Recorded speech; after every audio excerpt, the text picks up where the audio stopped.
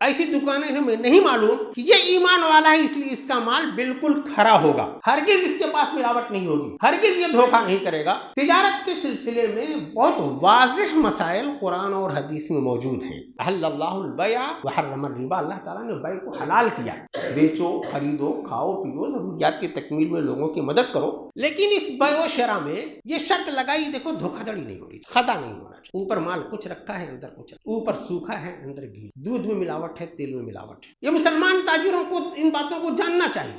الحمدللہ رب العالمین والصلاة والسلام علی رسولہ الامین وعلی آلہ وصحبہ اجمعین الی یوم الدین۔ اما بعد، قال اللہ تعالیٰ فی کتابہ المجید اعوذ باللہ من الشیطان الرجیم قل من حرم زینة اللہ التي اخرج لعباده والطیبات من الرزق قل هي للذین آمنوا فی الحیاة الدنیا خالصة یوم القیامہ كذلك نفصل الآیات لقوم یعلمون۔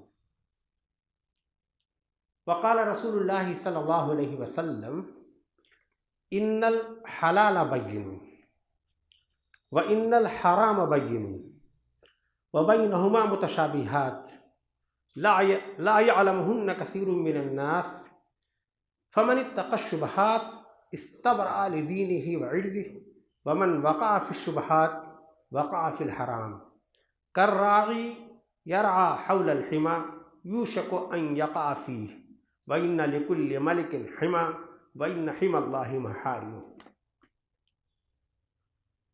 برادران اسلام، حرام حلال کا لفظ ہم لوگ روزانہ بولتے ہیں، اپنی زندگیوں میں اس بات کا خیال رکھتے ہیں کیا حلال ہے کیا حرام ہے۔ انسانی معاشروں میں کیا کرنا ہے کیا نہیں کرنا ہے، اس کی بڑی اہمیت ہے۔ ہر مذہب میں، ہر تہذیب میں یہ متعین ہے کہ کیا کرنا ہے اور کن باتوں سے، کن کاموں سے رکنا ہے۔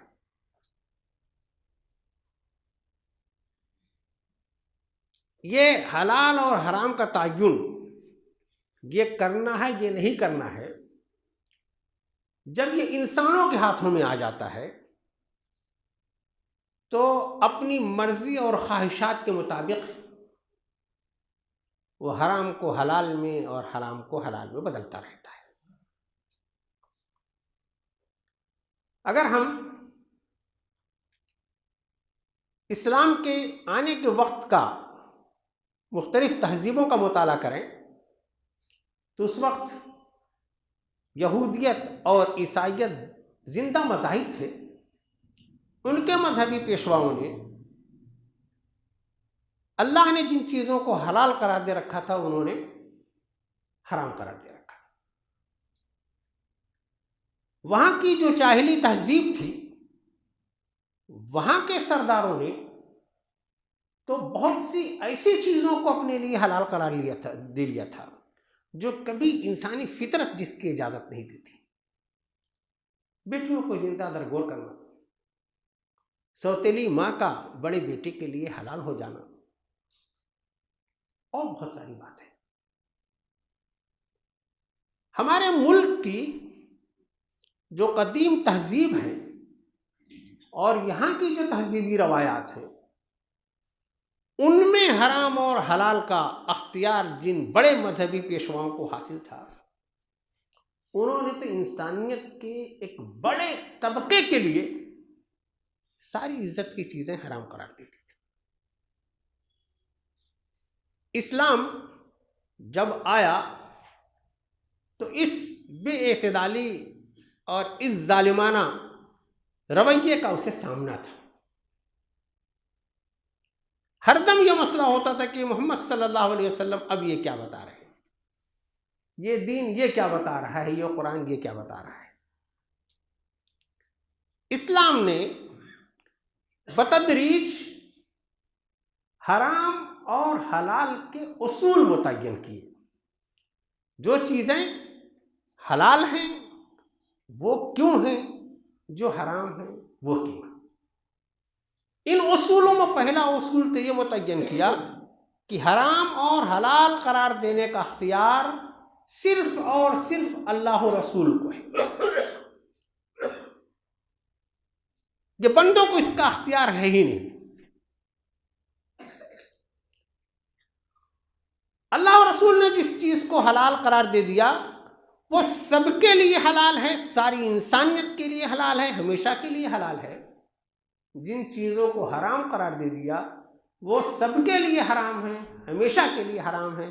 ایسا نہیں ہے کہ مذہبی پیشواؤں کے لیے کچھ ہے اور پیروکاروں کے لیے کچھ ہے، اعلیٰ ذات کے لیے کچھ ہے، ادنا ذات کے لیے کچھ ہے، بادشاہوں کے لیے کچھ ہے، اور جو ان کی رعایا ہے ان کے لیے کچھ ہے۔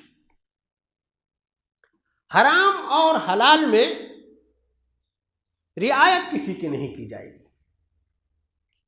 بہت نیک نیتی سے کیے جانے والا عمل بھی اگر وہ حرام ہے تو حرام رہے گا، حلال نہیں ہوگا۔ یہ سب باتیں اصولی طور پر جو حدیث آپ کے سامنے میں نے پڑھی، اللہ کے رسول صلی اللہ علیہ وسلم نے اس میں اسی بات کی وضاحت فرمائی۔ یہ فرمایا کہ ان الحلال بین، حلال ایک دم واضح ہے۔ کیا؟ جسے اللہ اور اس کے رسول نے حلال قرار دے دیا، یہ چیزیں تمہیں کھانی ہیں، ایسے تمہیں یہ پہننا ہے، ایسے تمہیں رہنا ہے۔ وَإِنَّ الْحَرَامَ بَيِّنٌ، اور حرام بالکل واضح ہے کہ اس میں تمہارے لیے یہ مضرت ہے، اس میں تمہارے لیے یہ نقصان ہے، ان چیزوں سے تم کو بچنا ہے۔ شراب ہے، جوا ہے، سود ہے اور دوسری چیزیں ہیں۔ پھر اللہ کے رسول صلی اللہ علیہ وسلم نے فرمایا وَبَيْنَهُمَا مُتَشَابِهَاتٌ، ان کے درمیان کچھ چیزیں میں مشتبہ ہے۔ پھر اس کے بعد آپ نے حکمت کی بات یہ بتائی کہ لَا يَعْلَمُهُنَّ كَثِيرٌ مِّنَ النَّاسِ، ان مشتبہات میں کیا حلال ہیں کیا حرام ہیں، زیادہ تر لوگ ان باتوں کو نہیں جانتے۔ اہل علم ہی اس کو جانتے ہیں۔ اہل علم کو جستجو کی ترغیب ہے۔ جن لوگوں کو پاس کم علم ہے ان سے اہل علم سے رجوع کرنے کی ترغیب ہے۔ احتیاط کا راستہ آپ نے یہ بتایا کہ اگر کوئی آدمی اس طرح کے شبہات میں مبتلا ہونے سے بچ جاتا ہے تو گویا اس نے ورع تقوی کا راستہ اختیار کیا۔ تو وہ اس طرح سے ہوگا جیسے چرواہا کسی عام چراگاہ میں اپنے جانور چرا رہا ہے تو جو مخصوص چراگاہ ہیں ان سے بچاتا ہے کہ وہاں اگر جائے گا تو جرم ہو جائے گا، اس طرح سے وہ اپنی زندگی گزارتا ہے۔ اسی حدیث پاک میں یہ بتایا گیا کہ جیسے ہر بادشاہ کی اپنی ایک چراگاہ ہوتی ہے، اس میں کوئی داخل نہیں ہو سکتا، تو اللہ کی جو حما ہے محارمہ، اس نے جن چیزوں کو حرام قرار دیا ہے ان سے بچنا ہے، جن چیزوں کو حلال قرار دیا ہے اس میں رہنا ہے۔ اللہ کا فضل و کرم یہ ہے کہ حلال کا دائرہ بہت وسیع ہے، یعنی جو چیزیں رہنے سہنے کھانے پینے کی جو وسائل زندگی ہیں بنیادی طور پر وہ حلال ہے، مباح، ان سے استفادہ جائز ہے۔ ان میں سے کچھ تو متعین ہیں کہ یہ تمہارے لیے حلال ہے اور کچھ متعین ہیں کہ یہ تمہارے لیے حرام ہے۔ جو متعین ہو گئیں کہ حرام ہیں اب ان سے بچنا واجب ہو گیا۔ جو متعین نہیں ہیں، جن میں ڈاؤٹ ہیں، ان میں اہل علم کلیئر کر کے بتائیں گے۔ پہلے حلال والی بات کو ہم لوگ لیتے ہیں کہ حلال میں ایک بات تو وہ ہے جو کہ واجبات میں سے ہے اور کچھ یہ ہے کہ مباحات میں سے ہے۔ حلال اور حرام کا تعلق زندگی کے ہر شعبے سے ہے، عقیدے سے بھی ہے، عبادات سے بھی ہے، انفرادی زندگی سے بھی ہے، اجتماعی زندگی سے بھی ہے، معاملات سے بھی ہے، اخلاقیات سے بھی ہے، ہر جگہ ہے۔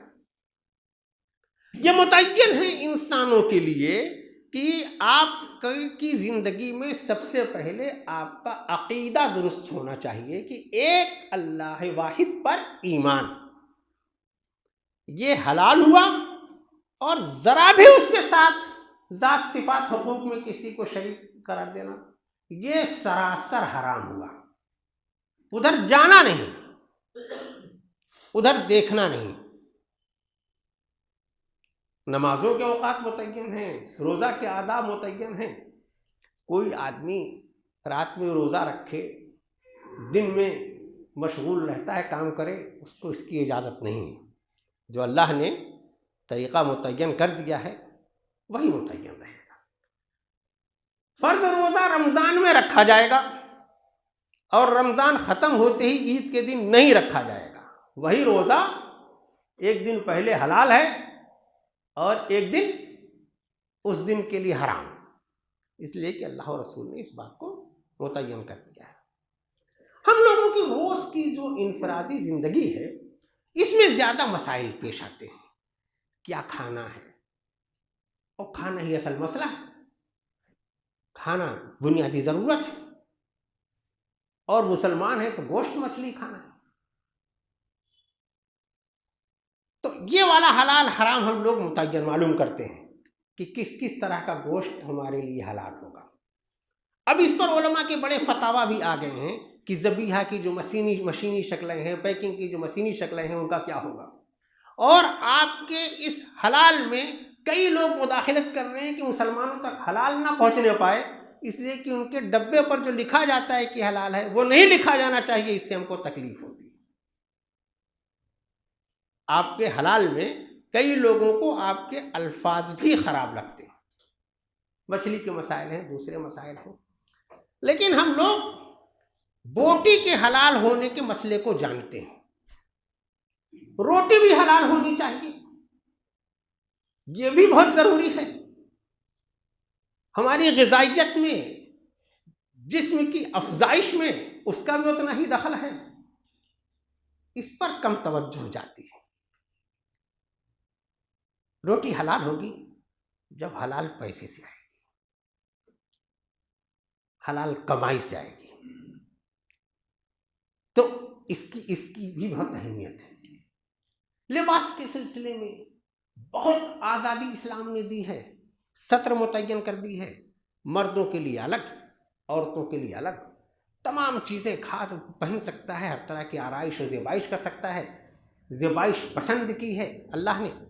یہ کہہ دیا ہے کہ مرد صاحبان سونا سے، گولڈ سے اور ریشم سے پرہیز کریں بس، اور عورتوں کے لیے اس کے علاوہ کیا کہ زیب و زینت ان کے لیے زیادہ مناسب۔ لباس میں یہ ہوگی۔ اب لباس میں ہم لوگوں کے یہاں بڑے مسائل ہیں۔ اسلام نے تو بہت آزادی دے رکھی ہے، لباسوں میں بھی ہم لوگوں نے اہل علم کو جہاں زیادہ اپنی علمی جولانیاں دکھانی تھی، وہاں نہ دکھا کر کے لباسوں میں حلال اور حرام کی کیٹیگری بنا رکھی ہے۔ تو اس میں اسلام میں اتنی بندش نہیں ہے، موٹے موٹے اصول متعین ہیں۔ لیکن مسئلہ، زیادہ بڑا مسئلہ آتا ہے معاملات میں، لین دین میں۔ اس کے بغیر زندگی نہیں گزر سکتی۔ کوئی چیز، کوئی انسان اپنی تمام ضروریات کی چیزیں خود پیدا نہیں کر سکتا، مہیا نہیں کر سکتا۔ تو لین دین کے معاملات میں حرام اور حلال کی بڑی اہمیت ہے، اور وہاں جا کر کے بڑی پریشانی ہوتی ہے۔ کئی مرتبہ ہم کو خیال نہیں ہوتا کہ ہم کن حدود میں داخل ہو رہے ہیں، کئی مرتبہ ہمیں بتایا نہیں جاتا کہ ان حدود میں ہمیں داخل نہیں ہونا تھا۔ لین دین میں بڑا مسئلہ جو ہوتا ہے بیع و شراء کا، تجارت کا ہوتا ہے۔ تجارت کے سلسلے میں بہت واضح مسائل قرآن اور حدیث میں موجود ہیں۔ احل اللہ البیع وحرم الربا، اللہ تعالیٰ نے بیع کو حلال کیا ہے۔ بیچو، خریدو، کھاؤ پیو، ضروریات کی تکمیل میں لوگوں کی مدد کرو۔ لیکن اس بیع و شراء میں یہ شرط لگائی، دیکھو دھوکہ دھڑی نہیں ہونی چاہیے، خدا نہیں ہونا چاہیے۔ اوپر مال کچھ رکھا ہے، اندر کچھ رکھا ہے، اوپر سوکھا ہے، اندر گیلا ہے، دودھ میں ملاوٹ ہے، تیل میں ملاوٹ ہے۔ یہ مسلمان تاجروں کو ان باتوں کو جاننا چاہیے۔ ہم لوگ جاتے ہیں اپنی دکانوں پر، ایسی دکانیں ہمیں نہیں معلوم کہ یہ ایمان والا ہے اس لیے اس کا مال بالکل کھرا ہوگا، ہرگز اس کے پاس ملاوٹ نہیں ہوگی، ہرگز یہ دھوکہ نہیں کرے گا، یہ پہچان ہماری نہیں ہے، جبکہ ہماری دین کی یہی پہچان تھی۔ یہ ہے کہ ذخیرہ اندوزی نہیں کی جائے گی، یہ ہے کہ مارکیٹ کو ہولڈ نہیں کیا جائے گا۔ قربانی کے سیزن میں بہت شوق سے لوگ بکرا خریدنے منڈی میں جاتے ہیں، یہ سمجھ کر کے کہ وہاں دیہاتی بکرا لے کے آیا ہوگا، ہمیں اچھا اور سادہ مل جائے گا۔ معلوم یہ ہوا کہ اس سے پہلے ایک تاجر اسے بے کر کے اس کو وہاں ہولڈ کیے ہوئے ہے، وہ اپنی قیمت پر بچوائے گا، اور خوب دھوکہ کھاتے ہیں ہم لوگ۔ یہ دھوکہ مسلمان دیتا ہے، کوئی اور نہیں دیتا۔ تو یہ بہت موٹے موٹے اصول ہیں بیع و شرع کے، جو ہمارے مسلمان تاجروں کو ان باتوں کا بہت خیال رکھنا چاہیے۔ اگر ہماری اس تجارت میں کہیں بھی دھوکہ ہو گیا تو اللہ کے رسول صلی اللہ علیہ وسلم نے فرمایا ہے کہ قیامت کے روز یہ تجار جو ہوں گے یہ بڑی مشکلوں میں ہوں گے، اپنی ان آزمائشوں کی وجہ سے، سوائے اس کے جس نے تقوی کا راستہ اختیار کیا، سچائی کا راستہ اختیار کیا۔ ایاکم والکذب ایھا التجار ایاکم والکذب، اے تاجروں جھوٹ سے ہر حال میں بچنا، دھوکہ سے ہر حال میں بچنا۔ یہ باتیں وہ ہیں تجارت میں جو معلوم بھی ہیں ہم لوگوں کو اور معلوم نہیں بھی ہیں، لیکن اس میں یہ جتنی خرابیاں دھوکہ دھڑی کی ہیں سب رائج ہیں، بلا تفریق مذہب و ملت۔ سارے مذاہب میں تجارت کے اصول ایک۔ ہمارے مسلمان بھائی اگر اس کا فرق کر لیتے ہیں تو بہت اچھا کام کرتے ہیں، گویا وہ اللہ اور اس کے رسول کا خیال کرتے ہیں، گویا انہیں جنت عزیز ہے، گویا انہیں اللہ کے رسول صلی اللہ علیہ وسلم سے حقیقی معنی و محبت ہے، اس لیے ان باتوں کا وہ خیال کرتے ہیں۔ اسی سلسلے میں ایک چیز آتی ہے سود۔ سود کو اللہ تعالیٰ نے قرآن مجید میں واضح لفظوں میں حرام کہا ہے، ایک جگہ نہیں متعدد جگہ۔ اللہ کے رسول صلی اللہ علیہ وسلم نے متعدد مواقع پر اس کے حرام ہونے کو سخت لفظوں میں بیان فرمایا ہے، اس کی رکاوٹ کی تدابیر بتائی ہیں۔ سود اس زمانے میں بھی تھا، اس کے بعد بھی تھا، آج بھی ہے، اور آج تو سودی نظام ساری دنیا میں سر چڑھ کر کے بول رہا ہے۔ یہ جو اللہ کے رسول صلی اللہ علیہ وسلم نے فرمایا کہ یہ جو متشابہات ہیں لا یعلمہن کثیر من الناس، بہت سارے لوگ ان کو نہیں جانتے، سود جو اللہ کے رسول صلی اللہ علیہ وسلم کے زمانے میں جو تھا وہ معلوم ہے، اللہ کے رسول صلی اللہ علیہ وسلم نے اسے حرام کیوں قرار دیا، اس کے اسباب آپ نے بتائے ہیں۔ آج کے زمانے میں جو سود کا عام چلن ہے، ہمارا ایک کمزور آدمی بیٹی ہاسپٹل میں ہے اس کے لیے جا کر کے سود لیتا ہے، علاج کے لیے، شادی ہے اس کے لیے سود لیتا ہے، گھر بنانا ہے اس کے لیے سود پر پیسہ لیتا ہے، ضروریات زندگی کے لیے سود پر پیسہ لیتا ہے، دینے والے کھڑے رہتے ہیں، ظاہر ہے کہ ایکسپلائٹیشن ہے، استحصال ہے، غریب مارا جاتا ہے۔ دنیا کا جو بڑا تجارتی نظام ہے جس میں ایک طرف کارپوریٹ ہے، ایک طرف بینکنگ نظام ہے، بڑے تاجر کارپوریٹ کا بڑا کاروبار اسی وقت چل سکتا ہے جب وہ بینکنگ نظام سے جڑے، بینکنگ نظام اسی وقت سروائیو کر سکتا ہے جب اس کا پیسہ کارپوریشن میں جائے۔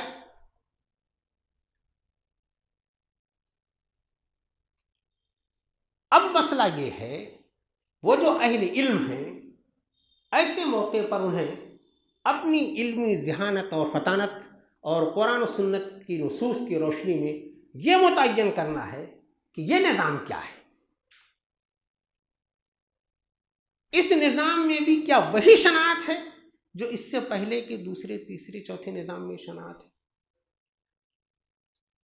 یہ جو نظام ہے کیا یہ کسی ایک بڑے تاجر کو بڑا بنانے کے لیے ہے؟ کسی ایک بینکنگ سسٹم کو مضبوط کرنے کے لیے ہے؟ یا اس میں ہزاروں لاکھوں لوگوں کا فائدہ ہے، اس سے وابستہ ہے، مفاد وابستہ ہے، روزگار وابستہ ہے، عزت و وقار وابستہ ہے؟ یہ وہ چیزیں ہیں جو دراصل اہل علم کی ذمہ داریوں میں آتی ہیں۔ تو میرے مسلمان بھائیوں، ہم لوگوں کو اسلام کی حالت میں پیدا ہو گیا، اللہ کا شکر ہے۔ اسلام کی حالت میں ہمارا خاتمہ ہو، یہ ہماری خواہش اور آرزو ہونی چاہیے۔ یہ حرام اور حلال کا جو مسئلہ ہے، یہ ہر مسلمان کو جاننا چاہیے۔ ہر مسلمان گہرائی میں جا کر کے وہاں تک نہیں اس مسئلے کو حل کر سکتا۔ تو جو اہل علم ہے ان کی ذمہ داری ہے کہ وہ ان مسائل کو حل کرنے میں مدد کریں اور اپنی عام امت تک اس کی رہنمائی فرمائیں، وہ شک میں مبتلا نہ رہے وہ دو طرح کے لوگ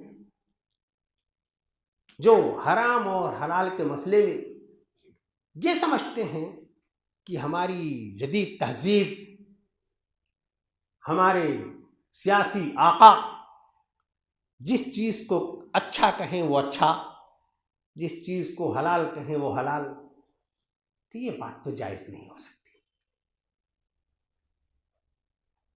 یا وہ مذہبی پیشوا جو لکیر پکڑ کر کے بیٹھ گئے ہیں اور تقوی کے اسی راستے پر لے جانا چاہتے ہیں جو بہت بند گلی میں لے جاتا ہے۔ اسلام حرام اور حلال کے درمیان اہل علم کو سہولت پیدا کرنے کی ترغیب کرتا ہے۔ اسلام اس بات کی تاکید کرتا ہے کہ تہذیب کا، زندگیوں کا یہ نظام نفس کی خواہشات کا تابع نہیں ہونا چاہیے، نفس کی مرضی کی خواہشات کا تابع نہیں ہونا چاہیے۔ انسانوں نے وہ جو اپنی مرضی کی تہذیبیں بنا لی، قوانین بنا لیے، وہ ہلاکت کی طرف لے جائیں گے۔ اور اللہ نے جو سہولیات دے رکھی تھیں، اگر ان سہولیات سے ہم بہرور نہ ہو سکے، جو لوگ اس راہ میں رکاوٹ بنے، ان سے بھی باس پوچھ ہوگی۔ اللہ تعالیٰ نے فرمایا قرآن مجید میں، وَلَوِ اتَّبَعَ الْحَقُّ أَهْوَاءَهُمْ لَفَسَدَتِ السَّمَاوَاتُ وَالْأَرْضُ وَمَنْ فِيهِنَّ۔ حق اگر یہ ان کی خواہشات کی تابع ہو جائے، آسمان و زمین میں جو کچھ ہے سب میں فساد برپا ہو جائے گا۔ تو میرے بھائیوں، پڑھے لکھے لوگوں، اس دنیا کو، دنیا کے نظام کو خواہشات کے تابع نہیں ہونے دینا ہے۔ یہ جو ہر جگہ فساد برپا ہے، وہ یہ خواہشات کا غلبہ ہے۔ آپ کے ہاتھ میں قرآن کی امانت ہے، آپ اللہ کے رسول صلی اللہ علیہ وسلم کی دی ہوئی شریعت کے امین ہیں۔ یہ شریعت اسلامیہ ساری انسانیت کے لیے اس میں پناہ ہے، رحمت ہے، امن ہے۔ اس کا صحیح پیغام پہنچانا، اس کی بروقت صحیح تشریح کرنا، اس کی بروقت صحیح ترجمانی کرنا اور انسانیت کو ظلم سے نجات دلانا، یہ ہمارے اہل علم کی ذمہ داری ہے۔ دعا فرمائیں کہ اللہ تعالیٰ ہمیں اپنے دین کا اور دین کی ان باریکیوں کا صحیح شعور بخشے۔ اللہ تعالیٰ ہمیں حرام اور حلال کی صحیح تمیز عطا فرمائے۔ اللہ تعالیٰ ہمیں صرف حلال کو اختیار کرنے کی توفیق عطا فرمائے۔ اللہ تعالیٰ ہمیں حرام سے ہر طرح سے بچنے کی توفیق عطا فرمائے۔ اللہ تعالیٰ ہمیں حرام سے ہر طرح کی بچنے کی توفیق عطا فرمائے۔ یہ جو متشابہات ہیں، اللہ تعالیٰ اہل علم کے ذریعے ہمارے اوپر اسے واضح فرمائے۔ اللہ نے جو سہولیات رکھی ہیں، ان سہولیات سے ہمیں بہرہ ہونے کی توفیق عطا فرمائے۔ بارک اللہ لنا ولکم فی القرآن العظیم ونفعنا وإیاکم بالآیات والذکر۔